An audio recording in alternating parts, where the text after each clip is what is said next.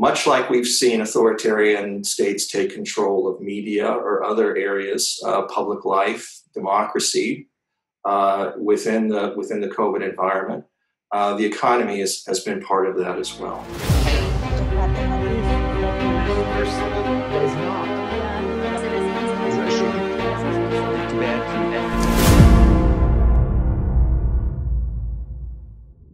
Dear friends, welcome to another edition of Forum 2000 Online Chat.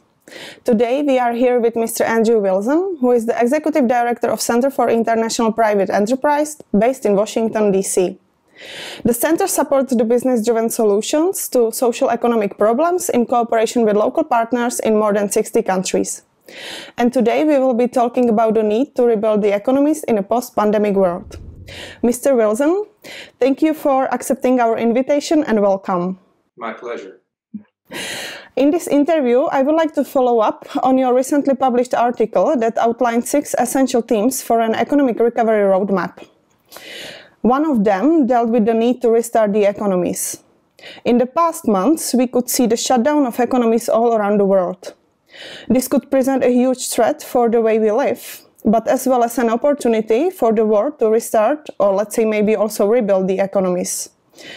And this opens up the questions about the specific roles the private sector and governments have in addressing these challenges. So could you please elaborate more on this? Like, where do you see the biggest threats and opportunities, and what are the key roles the main actors have?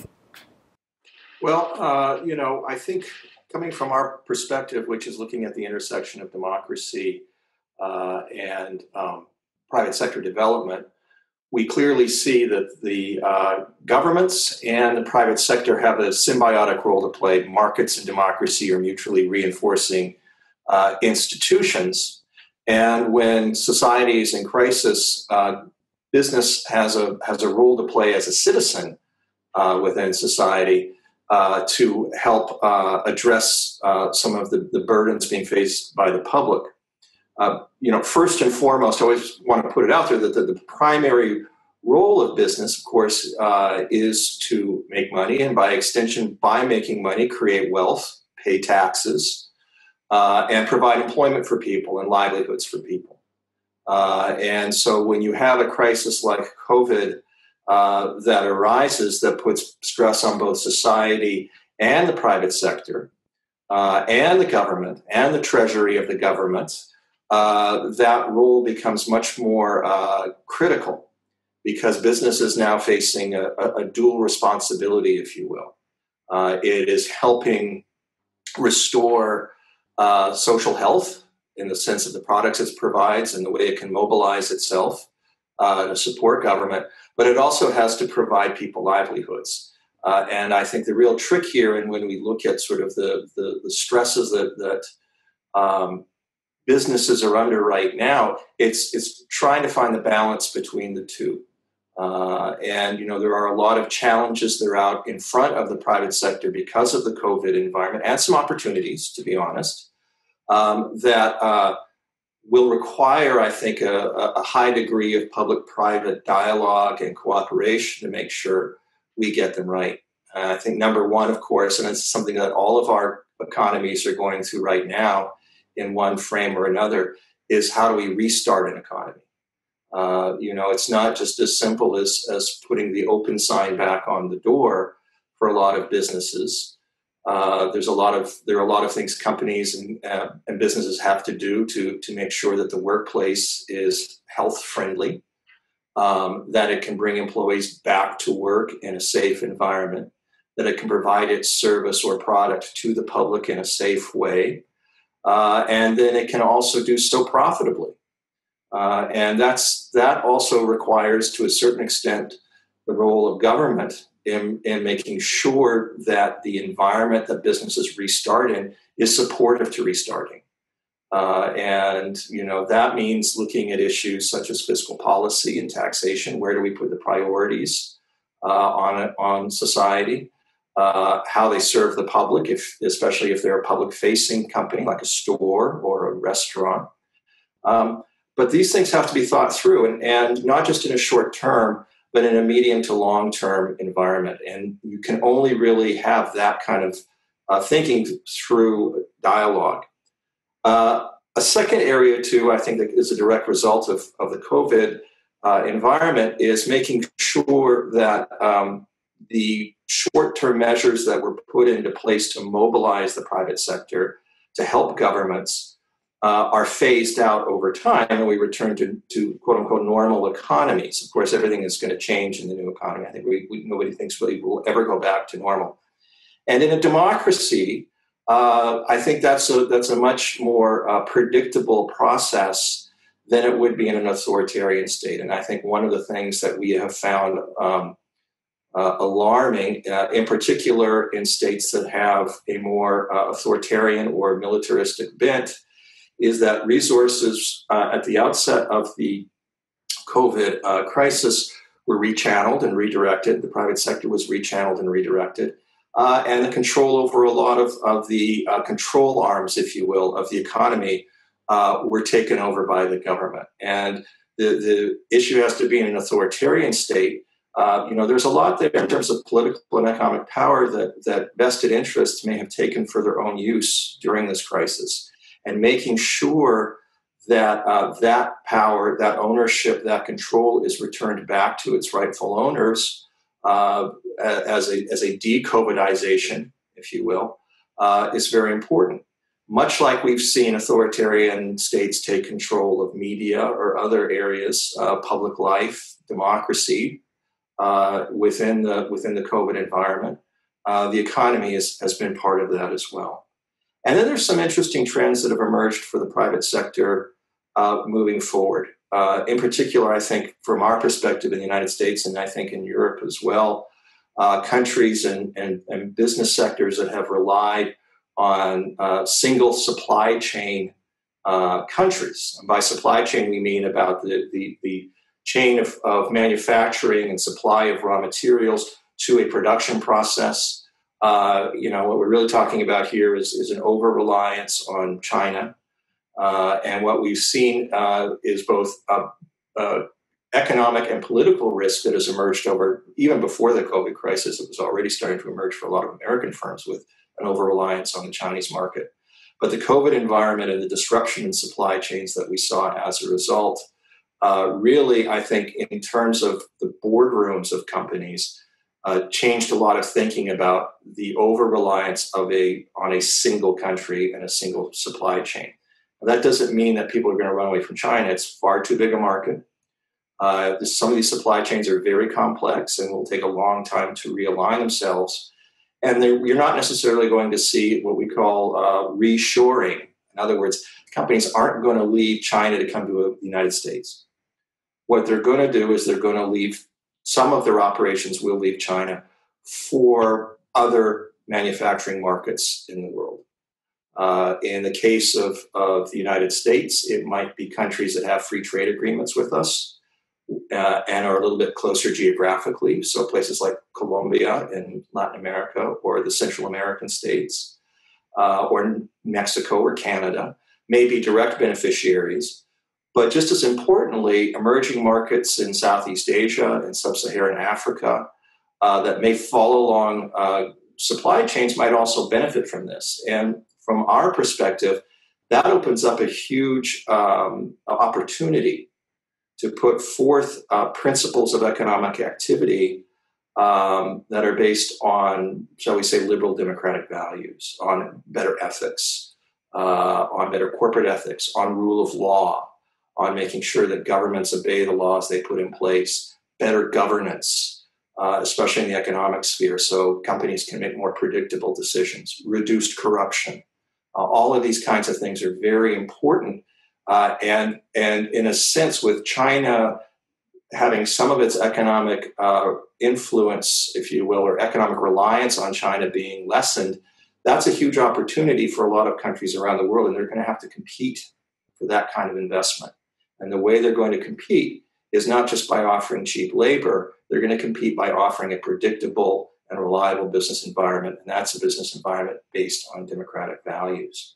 I'd throw in one final thing too, on just on an opening statement. I think what we're also seeing is civil society and the private sector start to reshape itself as well. And by civil society and the private sector, what I'm referring to are business associations and chambers of commerce that typically have a voluntary membership model. Some chambers have a state membership model, but those that have a voluntary membership model, having to redefine their purpose in societies. And this was a trend that was emerging before COVID, but like a lot of things in our societies, COVID has been an accelerator of issues. So chambers and associations were already having issues in terms of how they delivered services, the kinds of work they did, because the nature of how companies viewed these organizations in the digital age has changed. And it used to be, in a lot of countries, if you joined the Chamber of Commerce, it was kind of like joining a club.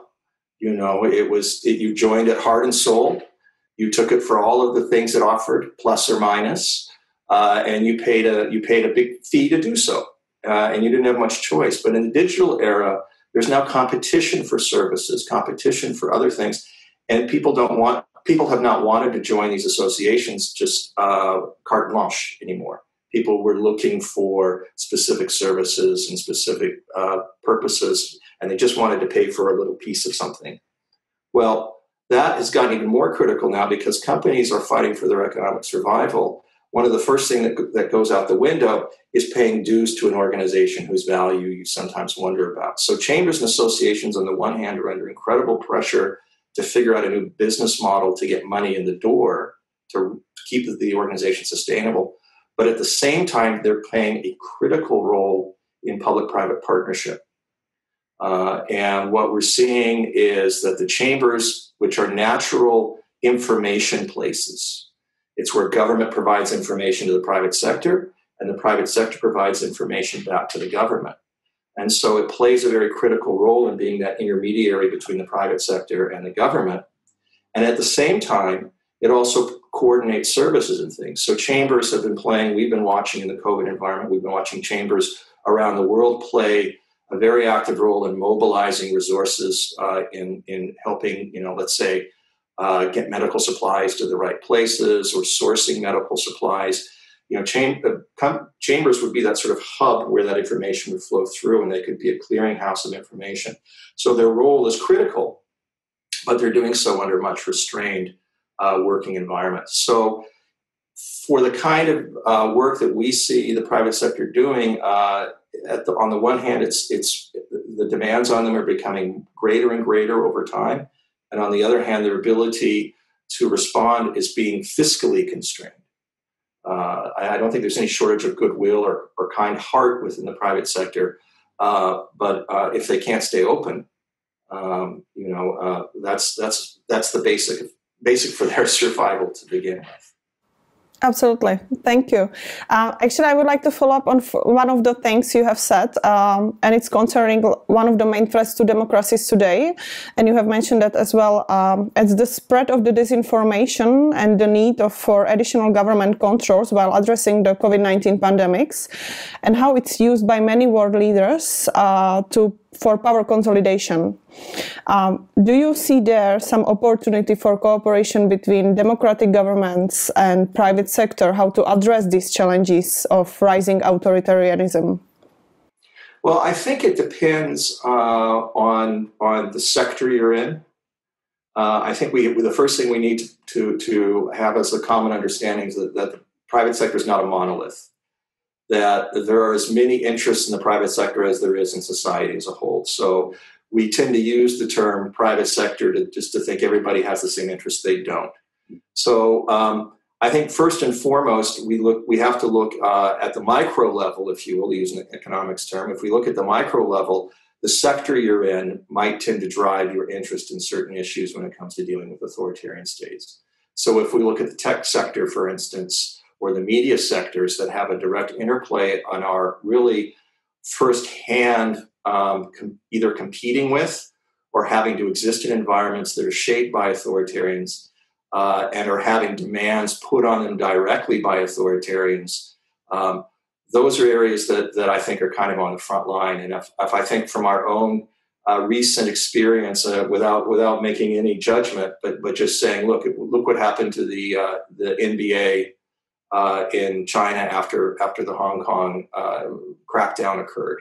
And the NBA does more business in China now than it does in the United States, and immediately felt political pressure directly from the government of China. Disney is another example recently, I think, with the consumer backlash here in the United States and globally. It's facing over its television series of Mulan, which was filmed in part in Western China. And so we're seeing those issues. We're also seeing the issues start to arise with the supply chains in cotton. And how companies navigate that moving forward will be very interesting because, the Western China produces over 20% content of cotton around the world. That means it's very difficult to find any cotton in the world that does not have some content of fiber in it from that part of the world. And to certify, for instance, that you are producing persecution-free cotton is very difficult. And so companies are going to find themselves in a very interesting compliance place as these consumer movements and social movements move forward. On the other side of this, the private sector in Western states in particular have a stake in maintaining the liberal democratic order, the rules of the game that we've been doing business by since World War II. There is a lot required of Western firms, not only in terms of profitability, but in terms of compliance with anti-corruption standards, with environmental standards, with labor standards, and those compliance methods are only getting more sophisticated. And the penalties for violating them are only getting more difficult. And as I mentioned earlier, we've seen a sea change inside Western firms towards compliance being part of risk management. And when we talk about risk management, that's what a board of directors will look at when making an investment and to say yes or no to going into a market or yes or no to making a business decision, because there may be other types of penalty or loss that they might incur by doing so. Well, compliance is now ethical compliance, labor compliance, environmental compliance has now become part of risk management. And what's important is risk is now up there almost with profit in terms of how boards of directors are doing their job these days. In fact, there are some people that say that risk management is the new corporate governance. And so if we look at how boards manage risk, they certainly do have a stake if they're going to remain competitive in making sure that the rules that they have to play by are the rules that everybody else has to play by. So if you're a company from China or from Russia or from Iran, or from what we call, a corrosive capital country, you're not necessarily going to be on a fair and level playing ground in a lot of emerging markets where the rule of law is weak. So there is a rising competitive economic philosophy being put forth by a lot of authoritarian states. And it's the basis of the tension you're seeing play out at the World Trade Organization and other places, where the Chinese and the Russians and these types of states are saying, well, no, we have our own model of economic development. We have our own model of economic growth. And they hide behind words such as sovereignty and other things, which are really just code words, as you know very well, for other frames of mind. But what they're really trying to put forth is models of economic activity that will sustain them in power, that don't provide for transparency and accountability.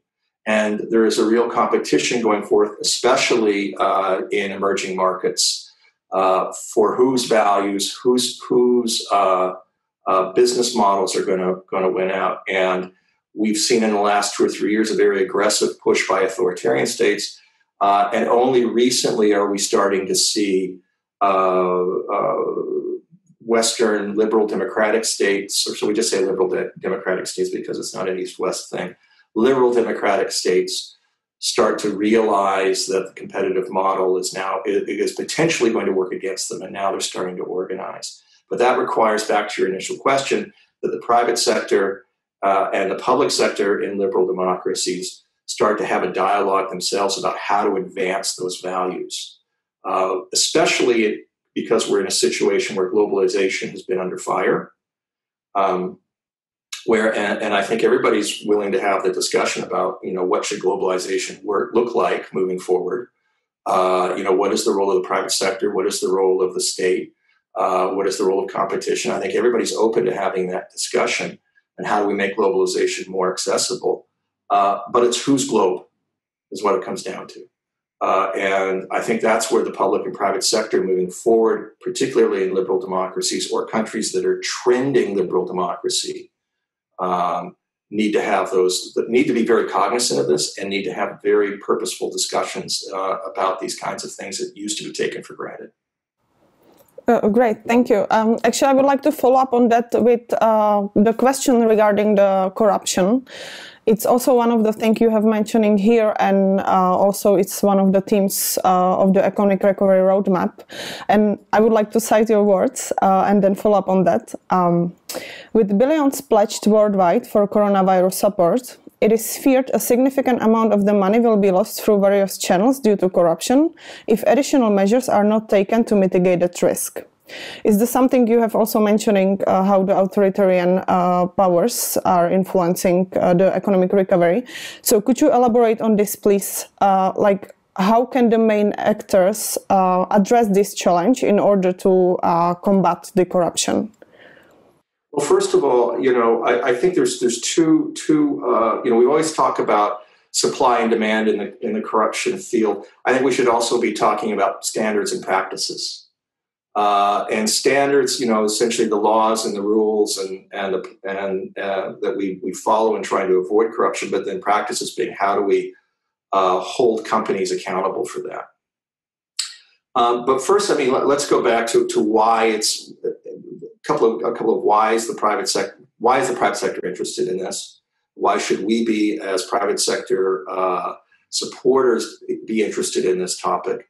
And again, this is one of these things that is sort of been pre-COVID for decades. I've been working at CIPE, and we've been talking about corruption ever since I've been working for CIPE, 25 years now. But it's one of these things that has accelerated within the COVID environment, and one of these things where the effects of it are being more directly felt and are more directly seen, I think, in a lot of cases. So first of all, I think any anti-corruption expert is going to tell you it undermines the rule of law, and that is certainly true. But it also undermines the competitiveness of states. Back to the previous reasons I was citing to you before about companies having a choice about where they might invest and do business. Thanks to things like the UK anti-bribery law and the Foreign Corrupt Practices Act in the United States, value chains right all the way through now from the Western company down to the local suppliers have to be corruption-free. And the Western company, let's say you're Ford Motor Company, you have to certify that everybody who supplies or sells your product is corruption-free. And it's not just a matter of signing a piece of paper. You have to have active compliance systems within the firms. So that's pushing firms who want to join those supply chains, who want to be part of the global economy, to adopt these principles and standards themselves. And access to information on these types of standards is very difficult for a lot of small and medium firms in emerging markets. In the terms of COVID, I think we're seeing two direct issues, one of which I think is a business issue, and that is opportunity. If I really want to I'll take two tracks here. I'll take a business track and I'll take a social track, both of which I think are complementary.